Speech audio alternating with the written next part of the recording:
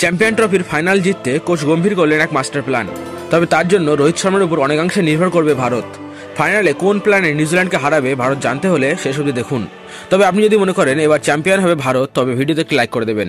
Welcome my friends, আপনি দেখছেন BS sports world. আমি আপনার বন্ধু ও হোস্ট। খেলাধুলা বিষয়ক সমস্ত খবরের জন্য আমাদের চ্যানেলটি সাবস্ক্রাইব করুন, কারণ খেলাধুলা বিষয়ক গুরুত্বপূর্ণ আপডেট আপনি এখানে পাবেন সবার আগে। লাল বলে হারের বদলা সাদা বলে নেবে ভারত। ফাইনালে নিউজিল্যান্ডের মুখোমুখি হবে ভারত।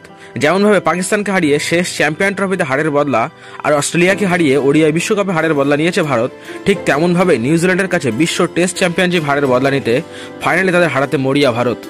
আর এই ফাইনালে নিউজিল্যান্ডকে হারাতে কোচ গম্ভীর মাস্টার প্ল্যান করেছেন। সেই প্ল্যানের সবচেয়ে বড় ছক হলো বরুণ চক্রবর্তী ও হার্দিক পান্ডিয়া।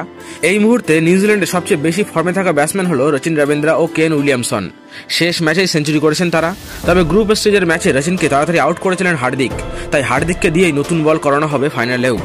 ভারতীয় দলে আগে থেকে তিনজন স্পিনার থাকলেও সবাই ছিলেন বাঁহাতি। কুলদীপ, অক্ষর, জাদেজা তিনজনই বাঁহাতি হওয়ায় বাঁহাতি ব্যাটসম্যানদের সামনে তাদের বল করতে সমস্যা হওয়ায় শেষ মুহূর্তে দলে অন্তর্ভুক্ত করা হয়েছে ডানহাতি স্পিনার বোলার বরুণ চক্রবর্তীকে। তিনি নিউজিল্যান্ডের বিরুদ্ধে প্রথম ম্যাচ খেলেই নিয়েছিলেন 5 উইকেট।